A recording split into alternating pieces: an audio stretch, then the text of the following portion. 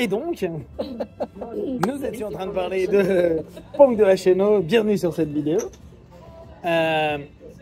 Donc, cette notion du body count, ça a été un élément qui, dans la sphère masculiniste, est hyper facile à mettre en avant. C'est-à-dire pour discréditer le féminisme, donc une forme de liberté de soi, de ses besoins, de ses envies, etc. Il y a le côté plus conservateur qui dit bah non, comme à l'époque, avec la religion, tu as un homme, une femme et vous restez ensemble. Il est vrai que, tu vois, sur les statistiques, le pays qui impose à mort ça, c'est l'Inde. Et l'Inde, il y a 2% de divorce. Bon, en même temps, sinon tu te fais tuer. Mais c'est un détail. À savoir que nous, en taux de divorce, on est entre 40 et 50%. 50 en Ile-de-France. Oui, mais là, je parle en France. En France, en Europe, on est un petit peu moins. On est entre 35 et 45. Aux US, on est à peu près comme en France. On est un peu moins, je crois qu'on est aussi 35-45. Au Japon, on est à 20-30. En Asie, on est à 20-30 aussi, de façon générale. Donc, nous, on a un taux qui est assez élevé. Et donc, le grand argument, c'est de dire, OK, on prend 40 à 50% en France, on va se dire. Ce qui est intéressant, c'est qu'ils disent, bon, alors, plus tu as de partenaires sexuels, moins tu es apte à t'engager dans une relation de couple. Et j'insiste sur le mot engagement, parce que l'engagement, il y a un moment donné où il va y avoir cette notion où tu t'accroches à quelque chose, d'accord? Sauf, en général, quand tu lis les études, ils te parlent d'attachement. Une personne qui aurait plus de 5, le chiffre c'est 5, personne avec qui t'as couché, tu es moins apte à avoir une relation durable avec quelqu'un. Et parce que notamment l'attachement serait dissonant. Sauf que, et là tu te dis, bah attendez les mecs, c'est quoi vos études? Parce qu'en gros il y a 7 études de 2009 à 2014, je crois qu'il y en a une en 2016 qui parle un peu de ça. Donc ça fait pas beaucoup, il n'y a pas de méta-analyse, il n'y a pas de truc. Ça veut dire qu'il n'y a quasiment rien, autant vous dire. Mais bon, ils ont trouvé ça. Celle qui reprennent la plupart du temps, c'est un mec qui s'appelle Will Finger, je crois, ou Wildfinger, un truc comme ça, 2014. Et le truc, c'est que ils te disent, ça dépasse 5, tu vas avoir à ce moment-là cette notion d'attachement qui ne serait pas présente. Sauf que l'attachement se développe pendant l'enfance. Rien à voir avec tes relations. C'est la théorie de l'attachement que tu es de Bowlby, que tu as t'as aussi une femme qui avait développé attachement. Non, c'est pas clair. C'est une américaine. Mais bon, avec différents types d'attachement, attachement négatif anxieux, etc., etc. Bon, il y a plusieurs trucs.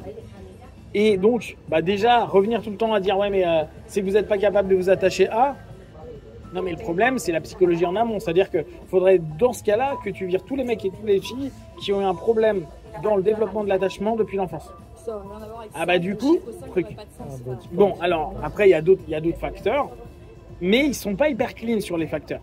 Les différentes études, c'est pas hyper clean. Ce qui est intéressant, c'est que je me dis, mais attends, factuellement, ça fait quoi comme changement? La seule stat que j'ai trouvée pour l'instant, je vais continuer mes recherches, c'est dire que ça passe de 20 à 30%. Donc de 2 sur 10 à 3 sur 10. En gros, ça augmente de 20% ou de 30% la notion de divorce. C'est-à-dire de que dalle, tu vois. Que dalle.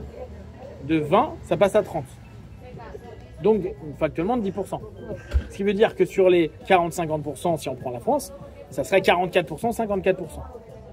C'est pas énorme. Si officiellement, il y a quand même, du coup, 50% ou 40% qui sont pas liés à ça. Tu vois, la statistique globale, ça fait 4%. C'est 10% des 40%. Puisque l'autre, tu passes 1 sur 2. Quoi. Exactement. Exactement. Ouais, sauf que, du coup, c'est pas lié au body count. Ouais, sauf que ça, c'est pas dit du tout en avant. Parce que, et là, on revient sur la notion dont je vous parlais tout à l'heure. Là, je reprends plutôt par rapport à des trucs anglo-saxons que je regarde davantage. tu te rends compte à quel point ils sont sur le body count et à chaque fois c'est salut, tu peux te présenter. Bon, le 3/4 du temps ils prennent des filles qui ont fait un OnlyFans et qui ont beaucoup d'argent et qui ont un body count qui est assez élevé. Et du coup, bah ouais, donc vous n'allez pas être capable de vous attacher et de créer, de fonder une famille sous le truc. Mais tu t'aperçois que bah tu arrives en fait à une espèce de fanatisme religieux parce qu'ils reviennent constamment sur l'Église, Dieu, Jésus. En fait, ils reviennent sur l'élément religieux, spirituel du mariage. Et que donc on revient sur, bah, il ne faut pas qu'une femme ait dépassé tant de trucs, parce que officiellement, ça ferait un taux de divorce plus important. Mais dans les faits, bah, pas tant que ça. Passer de 20% à 30%, je suis désolé, c'est pas un truc de ouf. Et derrière, tu sens l'espèce de peur de non-contrôle, de pas rentrer dans les clous. Et les clous qu'ils ont, les masculins américains actuels, c'est la religion. Qu'importe, eux, c'est souvent du protestantisme. Alors attention, c'est pas du catholicisme, c'est une autre façon de voir les choses. Et la plupart du temps, c'est des évangélistes. Donc, ils re-rentrent dans tout ce programme masculiniste à dire « Ouais, les femmes qui ont trop consommé de mecs, elles sont immariables. » Et ils vont le dire, hein, elles sont sales. Le mot « putain », c'est saleté. Et on revient sur ces mots-là. Elles sont sales, on ne peut pas leur faire confiance, elles peuvent nous quitter n'importe quoi. Nourries, démultipliées par, elles peuvent être indépendantes avec du OnlyFans en montrant leurs pieds ou en montrant leur cul. Égal, bah, les femmes sont mauvaises et les mecs commencent à avoir tout un délire, bon, soit avec les red pills, soit les black pills, soit après tu vas avoir les célibataires involontaires, les incels, etc. Tu vas avoir un paquet de trucs qui va nourrir une espèce de communauté qu'on a appelée le masculinisme, qui va ramener limite une haine vis-à-vis de la femme, parce que ça en vient, les incels, on sait qu'il y a eu plusieurs personnes aux US notamment et au Canada qui ont tué volontairement des femmes par rapport à tout ça. Tu vois. Et on arrive dans une démarche où ces gars, ce groupe qui aurait pu être intéressant pour dire aux jeunes, bah ok, effectivement, il y a peut-être des rapports sociaux qui sont manquants et qu'effectivement, c'est plus ceux de vos parents, c'est plus ceux des générations d'avant, que les femmes aujourd'hui, elles vont avoir leurs besoins, leurs envies, leurs désirs. Et que bah, tu as le droit de vouloir être viril. Oui, alors c'est une construction sociale, mais il n'y a pas de honte à avoir une construction sociale, sachant qu'une religion est une construction sociale, de facto. Donc tout est, globalement, si on prend la socio, quasiment tout est construction sociale. Donc tu as le droit, c'est juste assumer les choses. Et un point hyper important que les masculins, je trouve, abusent, c'est de dire, en gros, elles sont comme ça, donc ça nous fout dans la merde. Oui, mais si tu as des critères, parce qu'ils disent tout le temps qu'ils ont des critères, bah dans ce cas-là, tu enlèves toutes ces filles qui ne répondent pas à tes critères. Mais dans ce cas-là, t'as pas les haïr. Parce que c'est juste, tu dis ouais, mais elle a couché avec plus de 5 personnes, elle a un compte OnlyFans ouais, elle a divorcé, j'ai plus envie d'elle. Bah, où est le problème?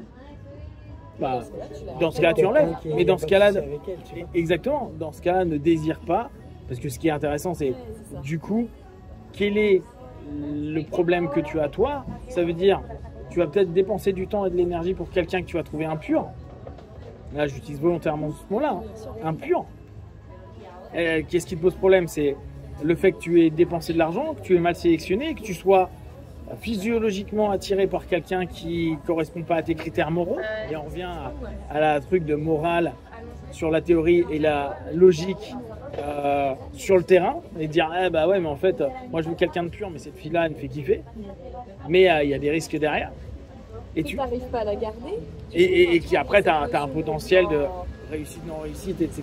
t'as plein de choses mais tu vois c'est là où je trouve qu'il y a un tournant qui est intéressant dans le masculinisme à reprendre en positif, c'est dire vous pouvez assumer ce que vous voulez, vous avez besoin d'être dans un rapport viriliste, ok, tant que c'est pas discriminant vis-à-vis de la femme, parce que c'est ça le grand danger.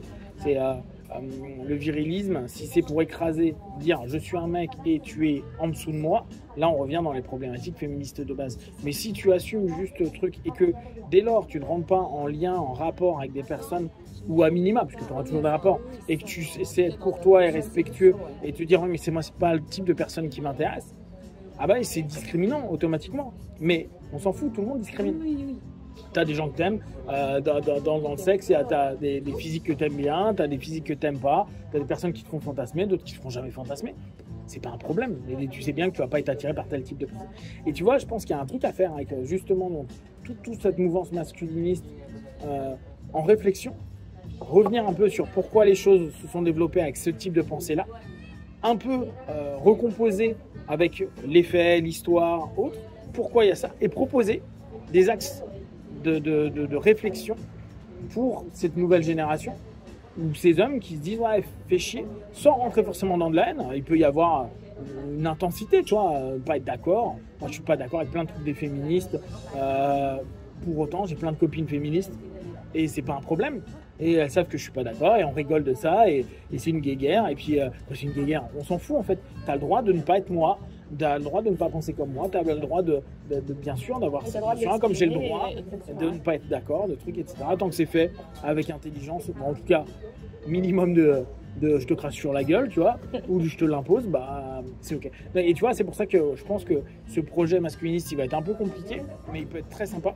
Alors je vais me bouffer à la fois des retours des mecs masculinistes un peu hardcore, ou des féministes hardcore, automatiquement. Mais c'est pas grave, parce que l'intérêt, c'est pas de dire que tu as raison, c'est de te dire, tiens, quel type de réflexion tu peux avoir pour créer une manière de penser et des comportements pour, en l'occurrence, plutôt les jeunes mecs, vis-à-vis d'un rapport à l'autre, parce que ça reste un rapport à l'autre, la femme. Qui sera plus adapté et plus respectueux. Alors, je ne sais pas si c'est plus adapté ou respectueux, c'est remettre en question ce qui est proposé aujourd'hui comme des absolus, tu vois. Parce que c'est vendeur de dire je suis un red pill, moi je m'entraîne, rien à foutre, je pense à ça, je pense qu'à moi et à me développer, après on verra en second les femmes, alors que les mecs passent leur temps à regarder du porno et à rêver d'avoir une copine. Ouais, bah les mecs, toi, ou les nofap, genre on va pas se masturber, c'est pas bien. Ça veut dire quoi votre délire?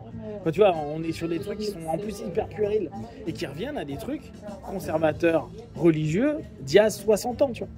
Et je pense qu'il y a un truc à réfléchir, sans dire que ça donnera grand chose. Donc c'est un peu une idée de projet que j'ai. Voilà.